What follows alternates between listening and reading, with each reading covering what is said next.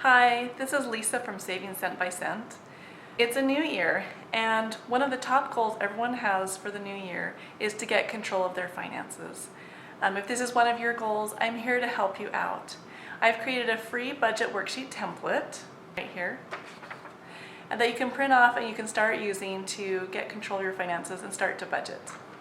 Today I'm going to go over this budget worksheet template and how to use it, and then also just give you some basic budgeting principles. So first, click on the link below or in my post, sign up to grab the free budget worksheet template. Learning how to budget can be overwhelming, but it doesn't have to be. A budget will help you be in control of your finances and help you be aware of how much you're spending. You get to choose where your money's going to go when you budget. Once you learn how to create a budget as well as some of the basic budgeting principles, then you'll be able to save money and start seeing a difference in your finances. So let's talk about steps to creating a budget. Step number 1, set financial goals. Before you start budgeting, determine what is motivating you to do this. And you need to set some financial goals. Are you wanting to get out of debt or save up for a down payment on a home?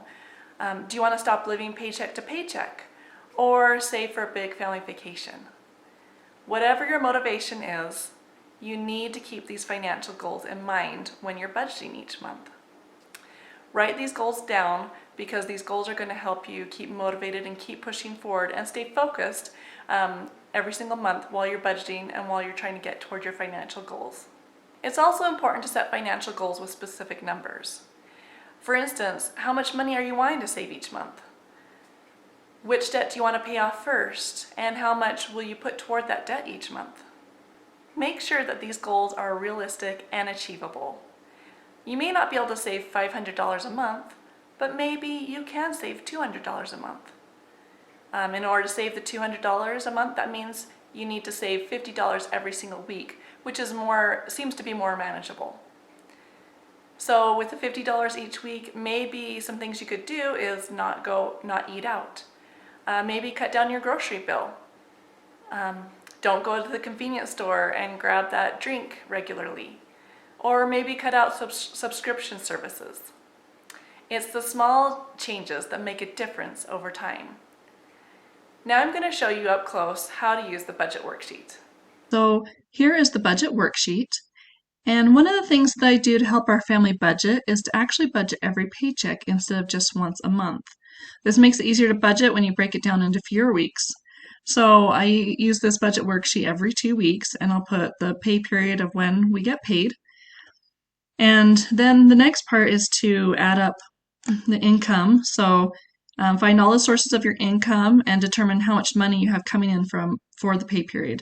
So this includes day jobs, night jobs, and side jobs. And so you'll put the amount right here and here, and then you'll put the total income right here. Now under the expenses, you'll divvy up and allocate how much money should go to each expense budget category. So start by listing your needs, and this could be like mortgage and rent. Then put utilities, the gas, the power, the water, trash. Put down your food and groceries and like transportation, gas. Those are your needs. And then write down when the date is due, so that way that you pay them on time. You can mark down when you pay them, and then write down the budgeted amount, how much will go toward each expense. Let me just show you an example of a budget sheet I kind of put together, okay? So you're going to tailor this to fit your income and expenses, but this just kind of gives you an idea of how to use this.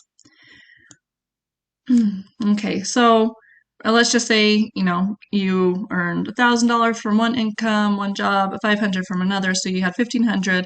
Like this is for like a 2-week pay period, and then you're going to go and I just kind of wrote down things right here that were possibilities. Again, tailor this to what you need, but I just put down things like maybe you have some debt and just guesstimate, you budgeted $110 toward that you could put toward debt or that need to be paid. The mortgage rent. So what you could do is say it's $1,500 a month. From one paycheck, you could put 750, and the next paycheck you could take out 750, and just make sure every paycheck you're taking out 750 to pay your 1,500 mortgage or rent. So, like electricity, there's some weeks that maybe you pay it earlier. So I just put like this was paid last week, but the gas and utilities is due this paycheck. So we'll make sure to pay that about $45. Anyway, so you go through and you write down things of what you need to budget for, what you need to pay for, and then kind of an estimate of how much it is that you're going to need in order to pay for those things. So again, this is just an example. So back to the expenses here. Once you've written down your needs, what we talked about, then you're going to continue to write down other expenses from more important to less important. So additional expense categories could include debt, insurance, medical, eating out, clothing, pet, holidays, birthdays, charitable giving, savings, etc. We kind of showed on this some of those possible things that maybe you need to also budget for. So if you are unsure of how much to budget next to each expense, it'll be helpful if you take time to analyze your spending and figure out where your money is being spent. So you're going to go look at your bank statements and to see which categories are taking the most of your income. And this will help you to know, like, kind of about how much you need to pay for each thing, how much your phone would be, or the internet, or how much are you spending on groceries. Look back at your bank statement. And then you'll be able to see where your money is going, and you'll also be able to be more mindful about your spending. And it's important to budget realistic amounts for each expense category and stick to the budget. Remember that if the money runs out, then you can't spend more on that category until the next month. At the bottom of the budgeted amount, so we have here the budgeted amount. I'm going to scroll down here. The total expenses right here, $1,500, should equal how much income is coming in. So that was $1,500. So all the income is accounted for and allocated to a budget category. So this is called a zero-based budget when those two equal each other. So you're telling every dollar where it needs to go. So, and then once you spend the money, then you can write down exactly how much you did spend. So maybe for like gas utilities, I budgeted 45, but it ended up being 42.35 or things like that. Maybe for, your transportation or gas, you budgeted 50 and you spent 55. So you need to write down how much it is that you spent toward that. And then you tally up this column of the actual money that was spent and put it right here. Then at the bottom, you're going to have your total income, which is the 1,500, minus your total actual expenses, this column right here. And this will tell you how you're doing. If you're in the negative, then you need to look at what things you can cut. If you're in the positive, then you're doing pretty good. But if you're wanting to work toward for your financial goals, maybe you'll need to look at saving a little bit more money. So anyway, so those are kind of that's kind of how to use the budget worksheet. I do want to talk about for a minute sinking funds. So a sinking fund is a fund where you set aside money for an upcoming event that will cost money. So you know the expenses coming up, such as like a birthday or Christmas. I wrote down Christmas, maybe car maintenance. And instead of waiting until the expense is due and there isn't room in your budget to pay for it, you plan ahead for the expense by creating a sinking fund within your budget and set that money aside until you need to pay for that expense. So it's beneficial to plan ahead for these expenses and to break the cost into a monthly amount to save. You'll want to add these upcoming expenses to your budget worksheet and then set aside the money either using a cash envelope system or opening more bank accounts specifically for upcoming expenses. So as you can see for Christmas, let's just give an example. Say that for Christmas you every year you want to save $1,000 for Christmas. Then that means you'll need to set aside $83. Right here I just put $50 because maybe that's all you have every month to pay for or to have extra. The $50 a month would give you $500 by Christmas, which is awesome. Another idea is maybe each paycheck, you could do 50 each paycheck, which would then be the $100 per month. So um, another example is, say, car insurance. So right here, say your car insurance is $700 due once a year. Then that means you need to budget in $58 a month. I just kind of rounded up to 60 and include this as a sinking fund. So every single month you have $60, or in this case, every paycheck you could do $30. $30 this paycheck, $30 next paycheck. That way, when the car insurance is due, you can pay for it, all of it at once, and you won't have to worry. Um, some other sinking funds that you might want to keep in mind, maybe home repairs, a new car or car repairs, family vacations, kids' sports and activities, insurance, medical expenses. We talked about Christmas, subscriptions and dues, and birthdays and gifts. So anyway, so this is kind of how to use the budget worksheet and about sinking funds. Now I've just shown you how to use the budget worksheet. And now the next step is choose the best budgeting method that works for you. So everyone is different, and one budgeting method might not work as well for you as maybe it does for me or another person. So it's important to choose a budgeting method that will fit your personality and your lifestyle. So here's a few options of budgeting methods. The first one is a cash envelope system. If you tend to overspend, then a cash envelope system might work best for you. Paying with cash forces you to stick with a budget, and you'll more likely carefully evaluate every purchase that you make. You'll also begin to ask yourself, is this in the budget, or do I need this? And a cash envelope system never lets you overspend, because once the money is gone, it's gone. In order to make this work, you've got to stop using credit cards and put the credit cards where you can't reach them, where they're not available easily. So for your monthly expenses, you'll take out all the cash that you need for those. Then divide them up into separate envelopes. The envelopes could be for mortgage or rent, groceries, gas, transportation, utilities, eating out, clothing, medical, etc. Those types of things.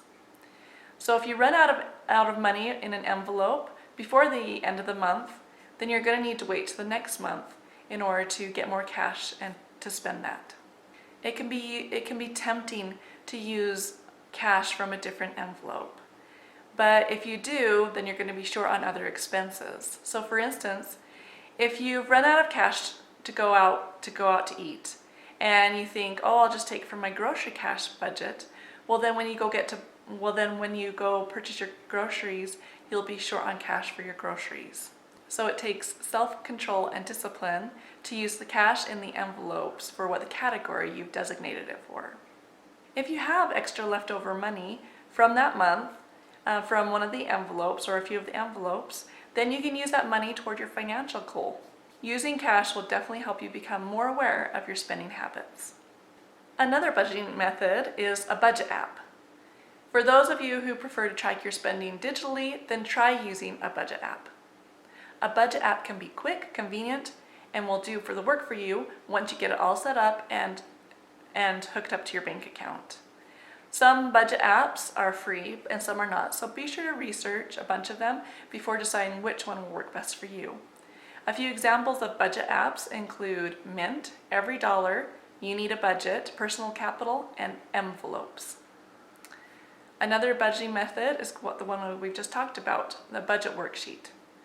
Using a budget worksheet template is a simple way to monitor your expenses. You just use a paper and pencil and write down your income and then list all of your expenses.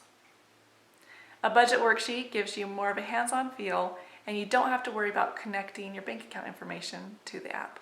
The next principle about budgeting is you need to determine your wants versus your needs. Earlier I touched on this point very briefly, but it's important to understand the difference between your wants and your needs. For some people, this might be a new way of thinking about budgeting and where their money is being spent. So needs include things that you need in order to live. This includes food, shelter, utilities, medicine, transportation to get to work, and clothing. Wants are things that you would like, but you don't necessarily need. These would include eating out, buying clothes that you already have, entertainment and activities, subscription services, or home decor furnishings for your home. It may be difficult not to purchase the things that you want, but it will teach you self-control. Stay away from impulse buys.